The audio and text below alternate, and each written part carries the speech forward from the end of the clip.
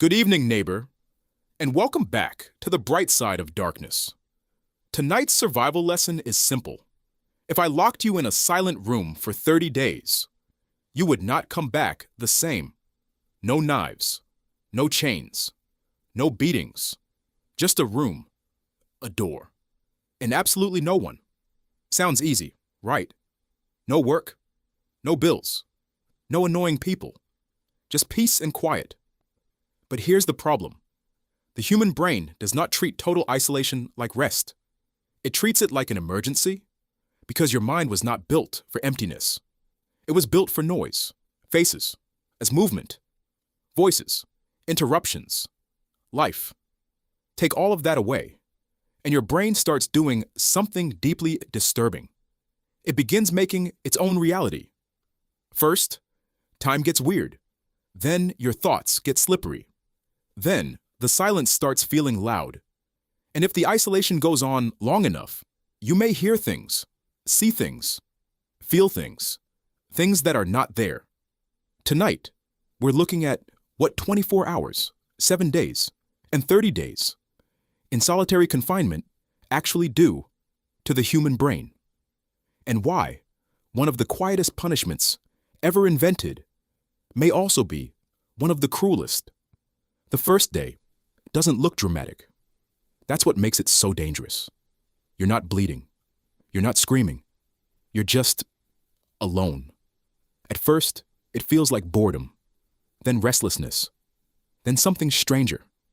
Your brain is always scanning for stimulation, a sound, a face, a movement, a pattern. Normally, the world gives it plenty to work with. But in solitary confinement, that stream gets cut off. Suddenly, there's almost nothing, and your brain hates that. Within hours, people often start pacing, counting steps, repeating words, talking to themselves, not because they're broken, because they're trying not to break. Then comes the first thing isolation starts destroying: your sense of time. Without sunlight, conversation, schedules, or normal activity, the brain loses its markers. Minutes drag. Hours smear together. The day starts feeling fake. And once time begins to warp, your thoughts usually go with it. Concentration gets worse. Memory slips. Simple thoughts disappear mid-sentence.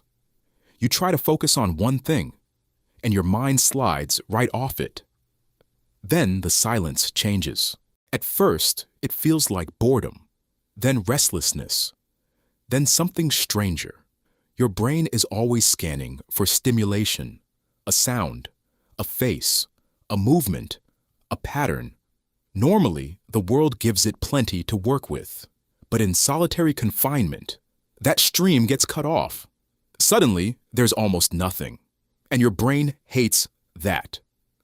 Within hours, people often start pacing, counting steps, repeating words, talking to themselves, not because they're broken, because they're trying not to break.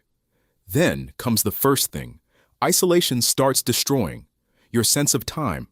Without sunlight, conversation, schedules, or normal activity, the brain loses its markers. Minutes drag. Hours smear together. The day starts feeling fake.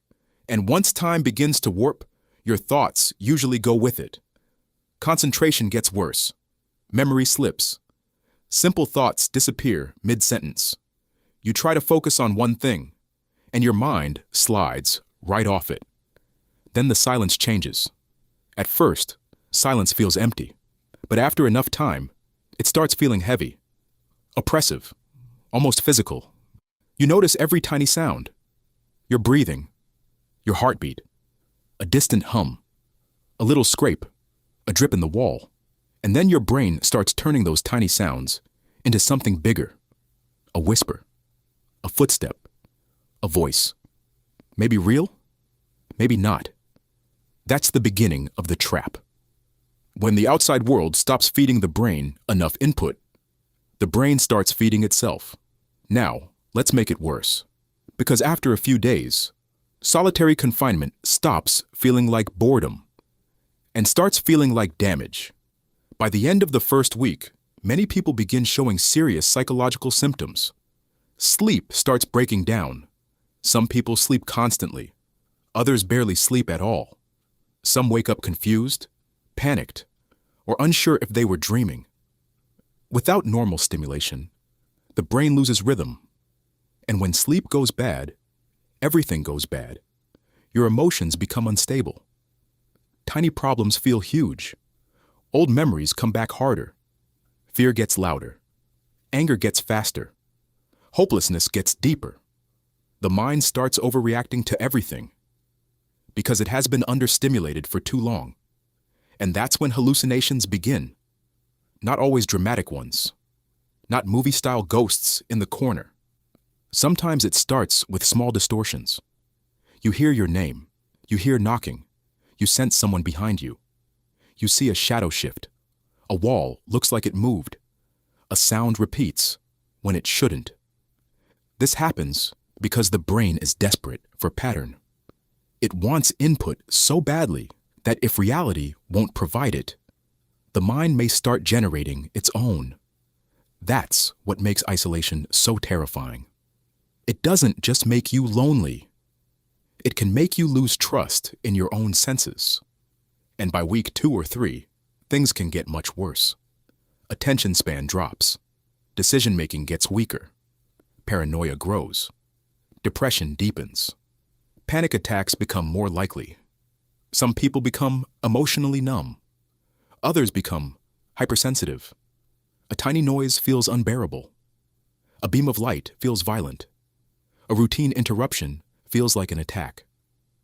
Your brain is no longer calibrated for normal life. It's stuck in survival mode, inside a room, where nothing is happening. And that contradiction slowly tears people apart. By 30 days, this is no longer just being alone. This is neurological stress, psychological collapse, the slow disassembly of a functioning mind. And the worst part?